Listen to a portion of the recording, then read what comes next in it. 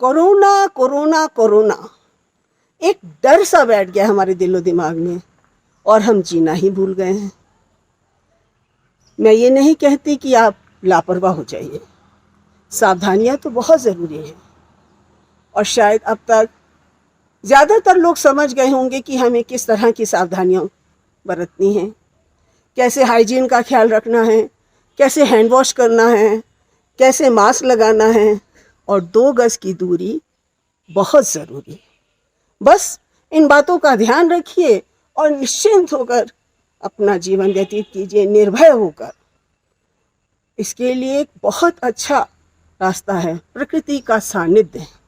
हम जितना प्रकृति के साथ समय बिताएंगे उतना ही हम प्रसन्न होंगे, खुश होंगे, हमारी इम्यूनिटी डेवलप होगी, हमारी एंटीबॉडीज़ बनेंगे।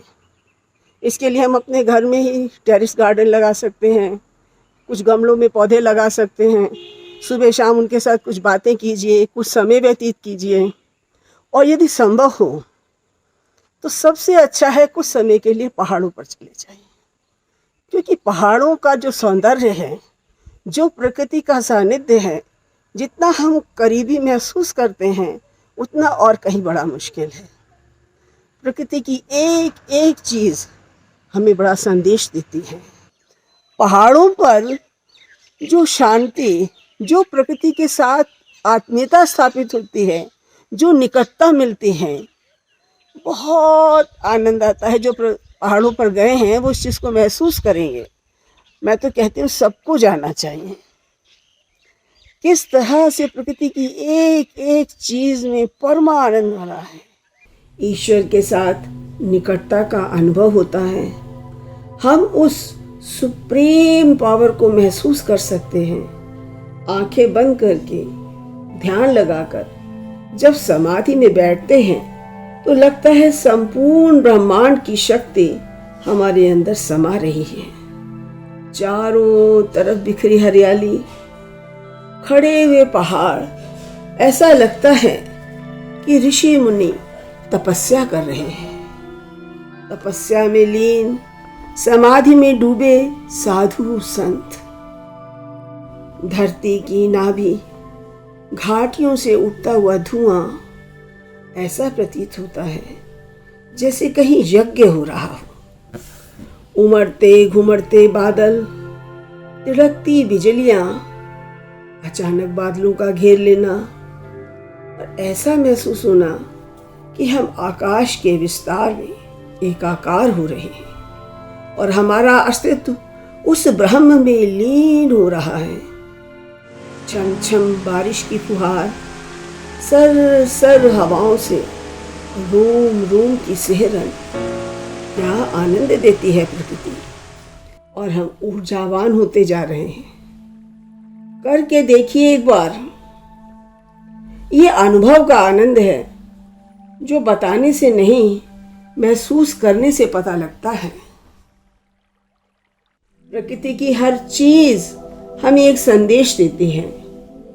मई जून के महीने में अमलतास के पीले पीले फूल और गुलमोहर के अग्नि रूप लाल लाल खिले हुए फूल हमें संदेश देते हैं कि परिस्थितियों की कितनी भी गर्माहट हो, हमें खिलखिलाते रहना चाहिए।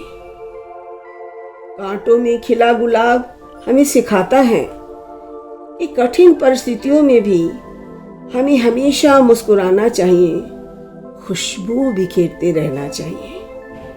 ये देखिए, ये सतरंगी फूल, 7 रंग बदलते हैं ये फूल और हमें सिखाते हैं कि किस प्रकार जीवन में बदलती हुई परिस्थितियों के अनुसार हमें ढलना आना चाहिए।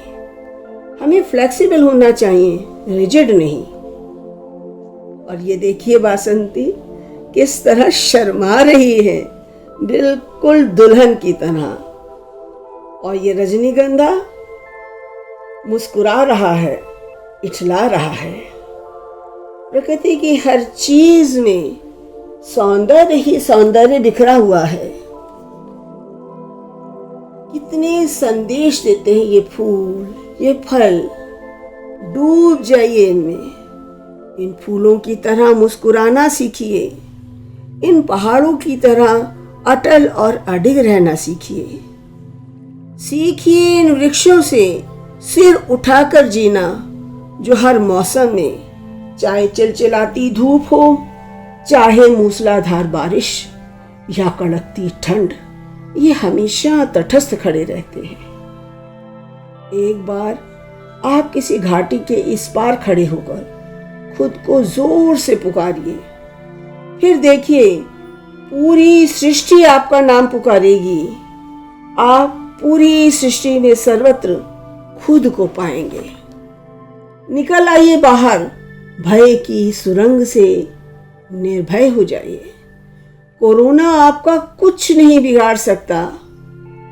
है ना प्रकृति का सानिध्य कितना आनंदमय, खूबसूरत नजारे, हर चीज कितनी मधुर मनोहर, सर्वत्र शांति ही शांति, आनंद ही आनंद, कितना रिलैक्सेशन दे रहे हैं। तो चलिए प्रकृति में डूबकर अपने अंदर शक्ति पैदा कीजिए, परम शक्ति को आत्मसात कीजिए, तन मन से पूरा आराम कीजिए। तो चलिए रेस्ट करिए, रिलैक्स करिए और रिचार्ज हो जाइए। Thank you.